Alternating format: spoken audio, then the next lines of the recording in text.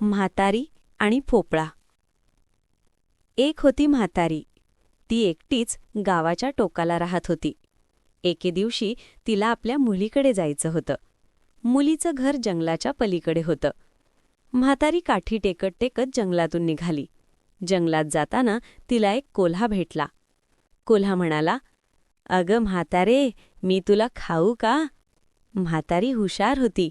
ती म्हणाली, "अरे कोल्ह्या, मी आत्ता खूप बारीक आहे.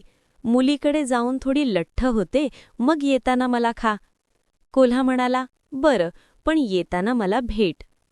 थोडं पुढे गेल्यावर तिला वाघ भेटला. वाघही म्हणाला, "म्हातारे, मी तुला खाणार."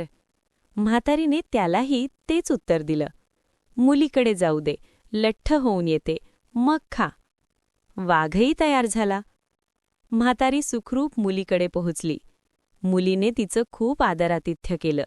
तिला छान छान जेवायला दिलं. काही दिवसात म्हातारी छान लठ्ठ झाली. आता परत जाण्याची वेळ आली. पण जंगलात कोल्हा आणि वाघ वाट बघत असतील हे तिला माहीत होतं. मुलीने एक युक्ती केली.